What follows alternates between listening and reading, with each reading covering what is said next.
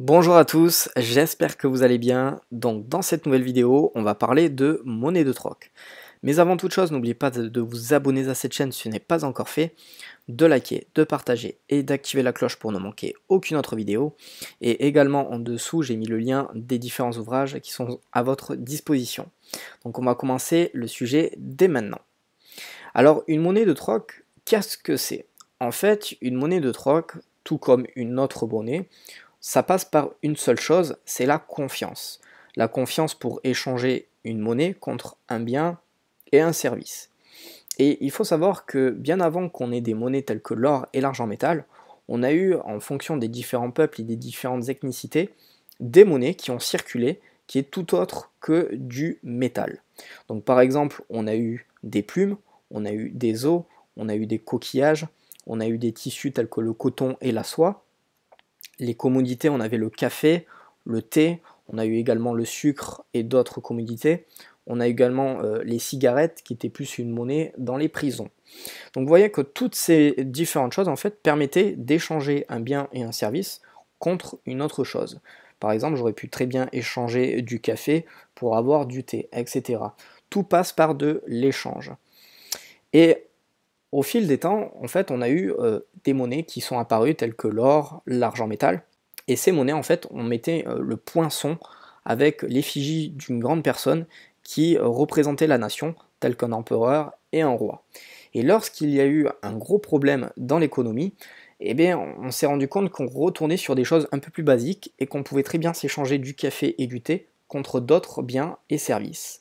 Et c'est exactement ce que je vais vous montrer dans cette vidéo, c'est vous montrer que s'il y a un problème plus tard dans l'économie européenne avec l'euro, même dans d'autres pays tels que les États-Unis avec le dollar, on pourrait très bien revenir sur des monnaies de troc temporaires pour toujours survenir à nos besoins, pour protéger notre patrimoine et pour toujours accéder à des biens et à des services.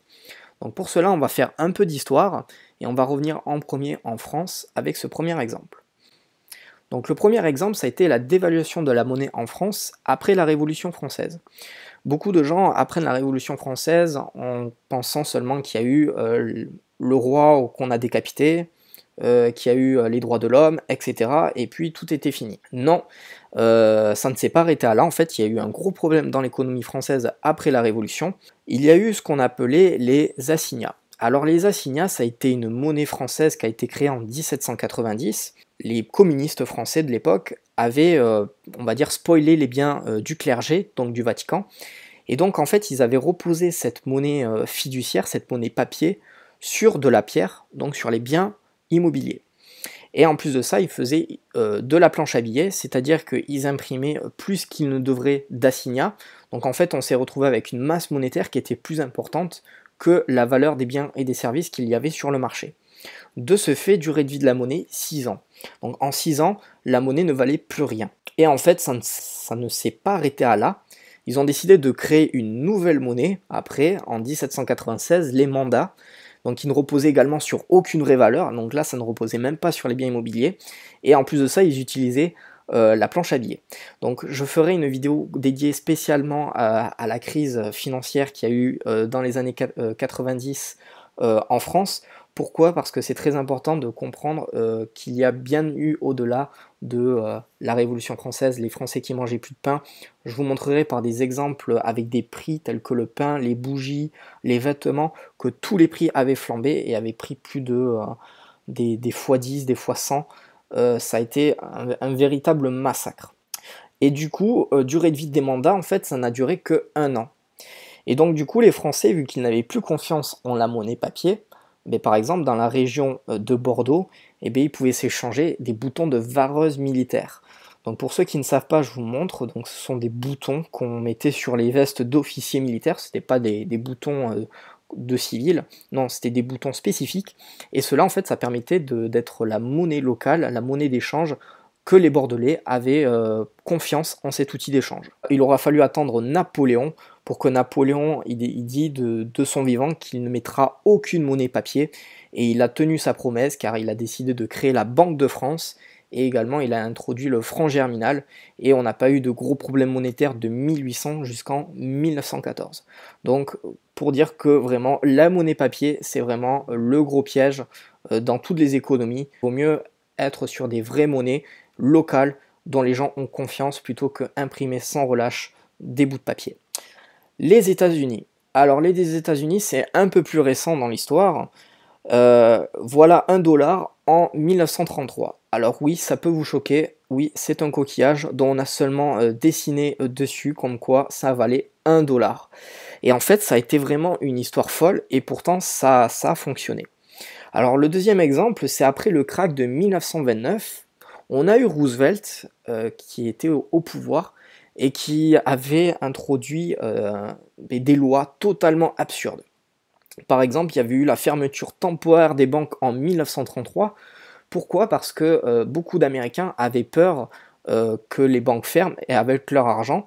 Et du coup, les Américains voulaient s'empresser d'aller retirer leur argent des banques. Et de ce fait, Roosevelt, il avait fermé temporairement les banques pour que les Américains ne retirent pas leur argent des banques. Également, en avril 1933, seulement un mois après, il interdit aux Américains de posséder de l'or. Donc c'est totalement absurde et pourtant ça s'est produit. Du coup, les Américains, ils avaient une perte de la confiance dans le système et de ce fait, en fait, ils ont trouvé d'autres alternatives. Et donc du coup, sur la côte américaine, les Américains, ils utilisaient des coquillages. Alors en fait, l'objectif des coquillages était de rassurer la population et de restaurer la confiance dans un système financier et échangeable contre des dollars en argent réel une fois que les banques rouvriraient. Et de ce fait, pendant un certain temps, les Américains, ils s'échangeaient des coquillages, ils avaient confiance en cet outil d'échange. Et de ce fait, ils pouvaient continuer à vivre et à s'échanger des biens et des services. Et on a pu le voir avec voilà, un coquillage de $1 ou de $5. Donc cela peut paraître fou, mais ça a réellement existé dans l'histoire. Également, on a eu l'Allemagne. Alors l'Allemagne, j'aime bien prendre cet exemple parce qu'il est un peu cocasse. C'est-à-dire que après la Seconde Guerre mondiale, les Allemands, en fait, ils ne pouvaient plus utiliser leur monnaie. Parce que après que les Russes aient rasé Berlin, en fait, le Deutsche Reich, le Reichsmark, il s'est écroulé. C'est-à-dire qu'en fait, cette monnaie avec l'insigne, on ne pouvait plus l'utiliser. Donc en fait, certes, les Allemands ont pu échanger à l'époque, ils ont pu échanger cette monnaie contre du dollar, mais ça ne s'est pas fait du jour au lendemain. Et du coup, qu'est-ce qui s'est passé? Et bien tout simplement, les Allemands, ils ont utilisé d'autres conventions monétaires. Donc par exemple, ils ont utilisé les cigarettes, du chocolat et même des boîtes de conserve pour s'échanger des biens et des services entre eux, pour pouvoir toujours subvenir à leurs besoins de la vie quotidienne. Donc voilà des exemples pour moi qui me paraissent assez importants à prendre en compte, c'est-à-dire que des fois, la monnaie qu'on a, la monnaie nationale, s'il y a un problème, que peut-il arriver? Comment on peut continuer à vivre au quotidien? Et donc voilà des exemples que j'aime bien vous mettre en compte. J'aurais pu vous en mettre davantage, parce qu'on en a eu dans la situation actuelle en Argentine, au Venezuela, également au Liban. Et donc ce sont des choses à prendre en compte et de se dire qu'est-ce qui me resterait pour toujours survenir à mes besoins? Quelle monnaie locale pourrait-on utiliser? Et donc moi ce que je dis toujours, c'est de ne pas avoir du liquide sur soi. Alors vous allez me dire, oui mais moi je détiens du liquide sur moi, j'en ai chez moi. Vous pouvez en avoir une toute petite quantité, je ne dis pas, mais d'avoir une trop grosse quantité, ça peut être dangereux. Pourquoi? Tout simplement parce que vous voyez sur ce billet, en fait, on a des numéros de série. Alors, les numéros de série, on n'y prend pas attention et pourtant, ça peut être très dangereux. Et je vais vous prendre un exemple qui m'est arrivé juste après la fin du confinement en Angleterre. C'est-à-dire que les anciens billets de 10 livres sterling, c'était cela, et du jour au lendemain, les nouveaux, ils étaient comme cela. Et en fait, du jour au lendemain, on ne pouvait plus utiliser les anciens. Donc on devait les ramener à la banque, donc à la banque locale, mais pour ceux qui en avaient une grosse quantité, ils devaient les ramener à la banque centrale d'Angleterre, à la BOE. Et de ce fait, en fait, on s'est rendu compte que des gens qui avaient stocké de la livre sterling, mais qui n'habitaient pas, par exemple, dans le pays, par exemple, je prends des Américains qui vivent aux États-Unis mais qui a de la livre sterling, du jour au lendemain, en fait, ils ne peuvent plus utiliser cette monnaie d'échange. Le bout de papier n'a plus aucune valeur. Ils doivent directement retourner à Londres pour échanger et pour éventuellement obtenir des nouveaux bouts de papier. Et on a pu le voir également ces dernières années avec également la Suisse, dont la Suisse également avait interdit certains billets, il devait les ramener à, à la banque centrale suisse. Et moi actuellement, moi j'avais un problème, c'est que j'avais également d'autres devises monétaires différentes, j'avais également de la couronne norvégienne en liquide, et du coup ça m'a fait peur, parce que je me suis dit du jour au lendemain je pourrais plus forcément l'utiliser, ça sera plus qu'un bout de papier sans aucune valeur, s'il décide de supprimer ces numéros de série.